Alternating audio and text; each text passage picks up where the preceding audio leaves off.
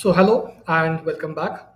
In this video, we have come up with a solution for the problem statement guests on the cruise. As you can see, in the first state, we need few variables to be created. At the first place, we have created one variable called as time for the party. Now, as we know that the problem was to find out how many guests we have at a particular hour in a party.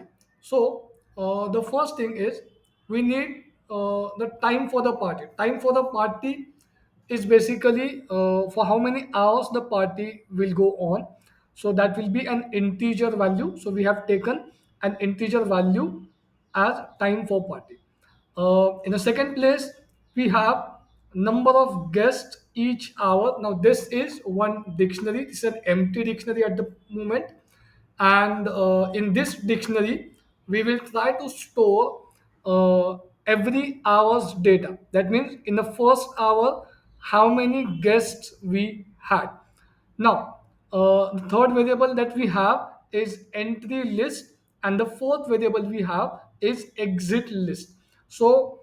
In both these variables we will accept number of guests entering per hour or each hour, and number of guests exiting or leaving the party at that particular hour.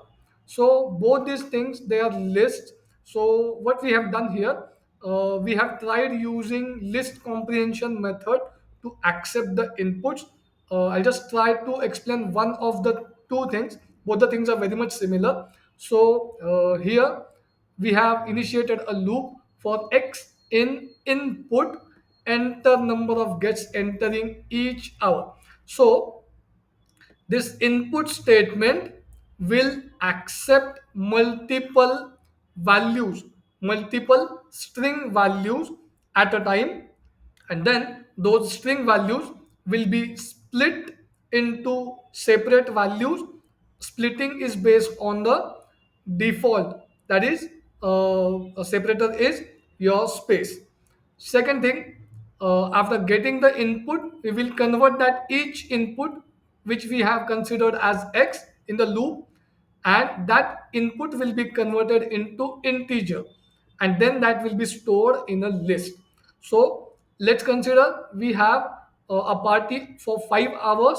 So for first hour, the number of guests will be coming in, that will be stored, or then the second hour, then third, fourth, and then fifth.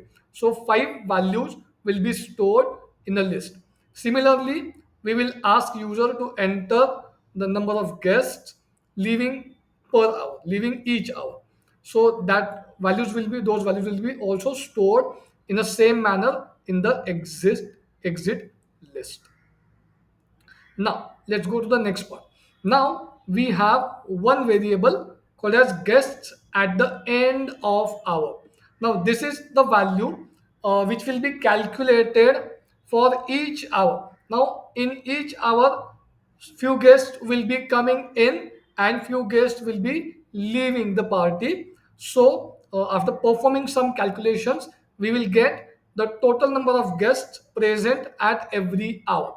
So we have taken one variable guests at end of the hour, then max guest. This will be the value which we need as the answer. Okay, so max hour, that means the hour at which the maximum guests are present at the party. So these are three variables we have created. Then we have started the loop. Now the loop is like this.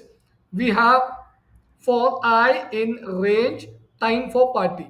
So time for party, that means number of hours will be the loop condition. I will be the loop counter, and then what we are going to do is we are going to calculate the total number of guests present at the party. Total number of guests present at the party at particular hour. Now, as you know, we have two lists. One is entry list, another is exit list. So at every particular hour, whatever number of guests are coming in, they will be added, and whatever number of guests are leaving the party, will be subtracted from the guests at end of hour. So currently your guest at end of hour is 0. So 0 will be added with the first hour's value. So at first hour, how many guests entered the party, that will be added to guests at the end of hour. Then we will subtract the number of guests leaving the party.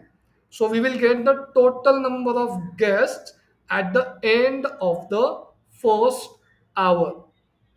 All right. Then after that, we'll try to check whether the guests at the end of hour, the current hour, if they are greater than max guest.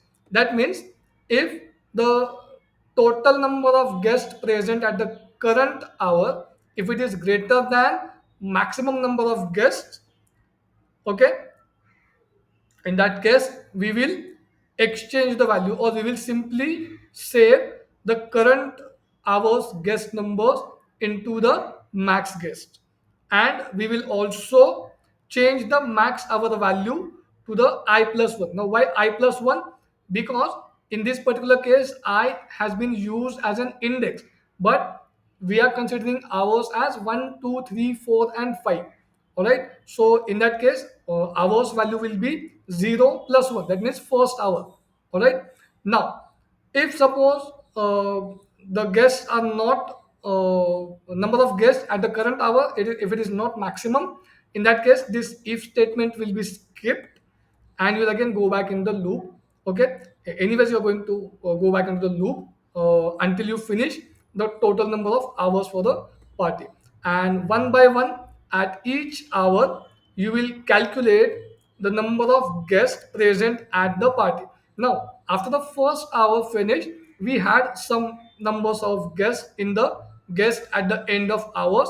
So when you turn back into the loop at the in the second hour, okay, in that case you will add the guest entering the party in the second hour to the current number of guests, and then you will subtract the guests leaving the party in the second hour from the total number of guests, and you will get the total guests present at the second hour. And if that is greater than current max guest, you will change it with the new value, otherwise you will go back into the loop, and this is how the loop will continue for number of hours for the party. Now after that you get the maximum number of guests in the max guest and the hour in which the maximum number of guests were present. This if else is basically used to present the output in a bit better form.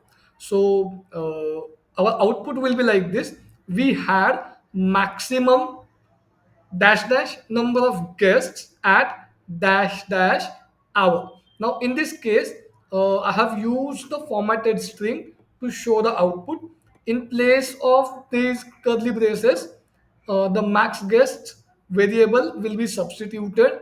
In the place of max hour, the max hour variable will be substituted, and in place of this x, the value of this will be substituted based on what is the max hour.